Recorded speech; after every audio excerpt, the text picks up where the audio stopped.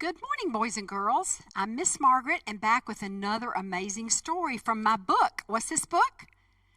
That's right, the Bible. And who wrote the Bible? That's right, God did. And God always tells what's true. God gives us what we need. So trust God. We're still trusting God. God gives us what we need, so trust God. One more time. God gives us what we need, so trust God. He may not always give us what we want, but He gives us what we need. So we trust Him to know what we need better than we know.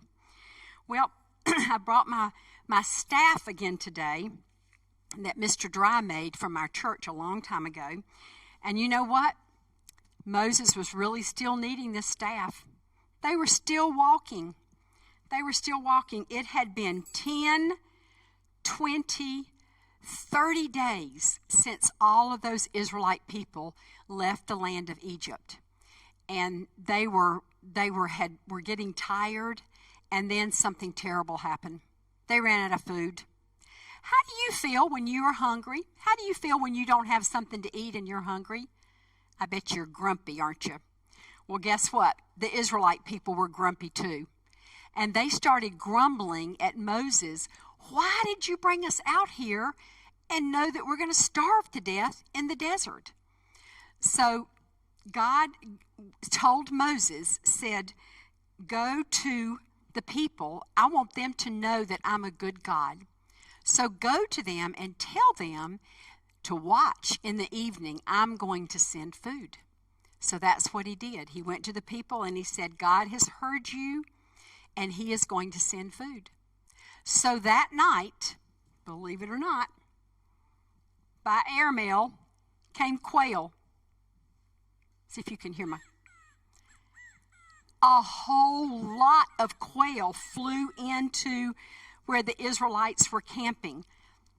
And they gathered the quail and they made a fire and they roasted the quail over the fire, and it was the best food they had ever eaten. They were so thankful, and I bet they weren't quite as grumpy because their tummies were full. So that night he sent quail, and he said, and there's more. In the morning I will send something special. So the next morning they got up, couldn't wait to see what God was going to do. And they looked out, and it looked like the whole ground was white.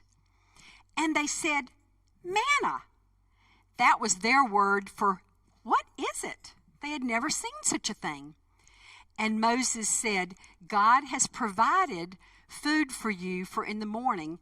You gather what you need for the day, and then you'll have quail at night. But don't gather any more than you're going to need for you and your family for one day. Do you think everybody obeyed? Not a chance. Some people got enough for 2 days.